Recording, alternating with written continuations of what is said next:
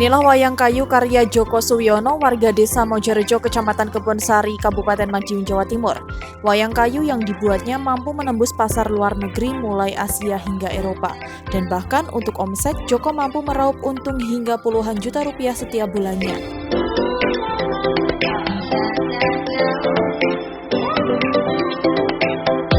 Namun siapa sangka, wayang kayu buatan Joko ini ternyata berbahan dasar limbah kayu mebel yang ia dapatkan dari perusahaan mebel kayu setempat. Ya, di Omah Craft Kinarya inilah Joko Suwiono mulai membuat kerajinan wayang berbahan kayu limbah mebel tak terpakai tersebut. Berawal dari coba-coba dan mendapat tantangan dari rekan, Joko akhirnya membanting setir dari yang awalnya membuat wayang dari kulit dan melukis wayang pada kaca dan kertas, kemudian beralih dengan memanfaatkan limbah untuk dijadikan karya yang bernilai ekonomis tinggi.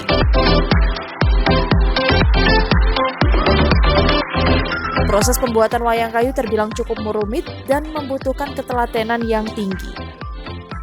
Limbah kayu awalnya digergaji sesuai dengan bentuk wayang agar karakter wayang semakin terlihat. Hasil gergajian kemudian dipahat dan diamplas. Dalam pembuatan wayang kayu ini dilakukan secara manual.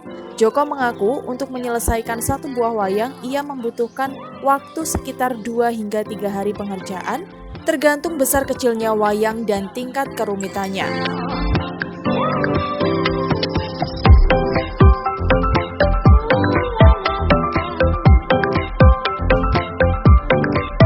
Setelah dipahat dan diamplas, kemudian wayang kayu ini dicat. Hal ini untuk memperkuat karakter dari wayang dan juga agar tampilan wayang lebih menarik. Untuk pembuatan wayang kayu ini, Joko menggunakan bahan dari limbah kayu jati, kayu sengon, dan lainnya.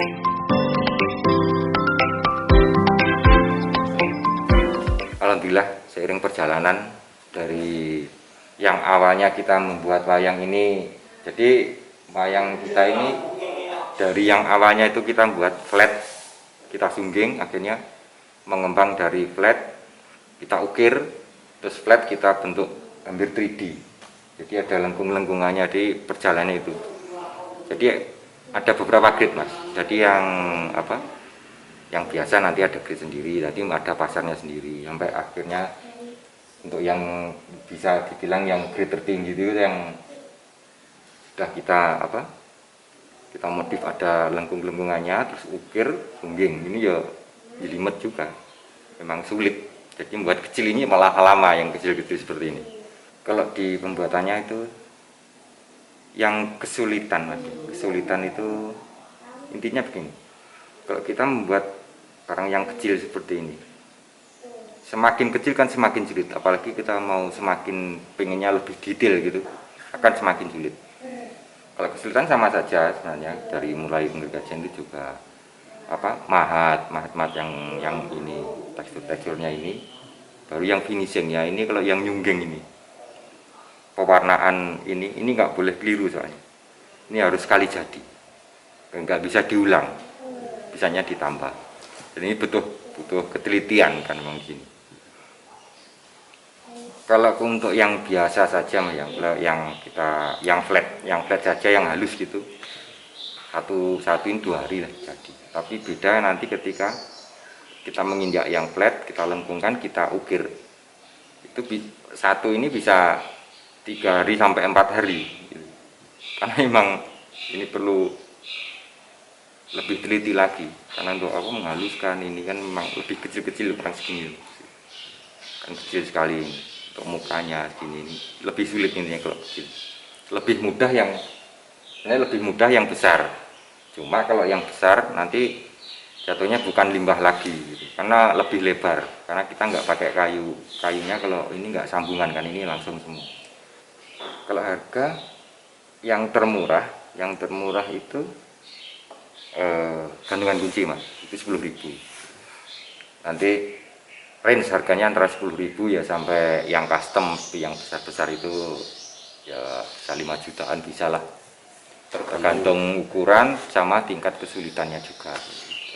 Untuk pemasarannya kita banyak terbantu dengan medsos, itu banyak terbantu mas ya. Selain kita promo di medsos ya, karena alhamdulillah kita banyak teman yang support juga, teman-teman ikut secara nggak langsung tetap ikut mempromosikan, jadi dibawa ke Jakarta, kemana, ke luar negeri, ke ini alhamdulillah lah mas, ini anggap aja promo juga kan itu.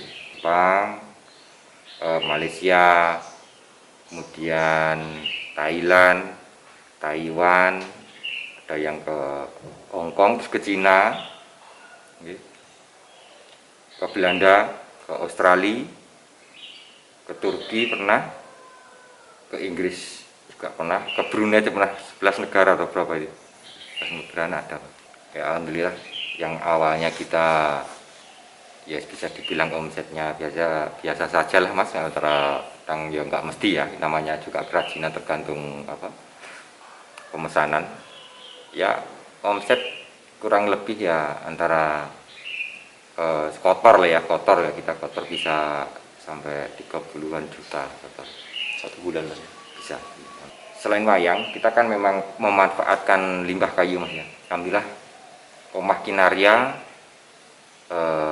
diberi amanah oleh kabupaten untuk pengadaan cenderamata kabupaten itu yang kampung pesilat. Alhamdulillah kita diberi kepercayaan untuk membuat souvenirnya kabupaten itu.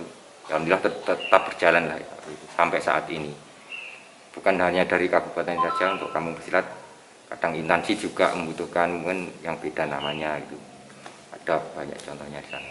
Selain itu juga home decor yang lain, jadi pengembangan Omah Kinaria itu enggak hanya wayang kayu, macam-macam mas. Memang produk utama unggulan kita memang wayang kayu, tapi intinya pemanfaatan limbah kayu.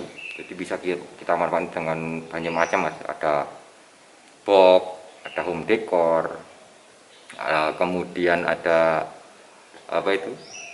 Ya keris, miniatur, ini kan gitu. Ada patung juga dan banyak lagi lah.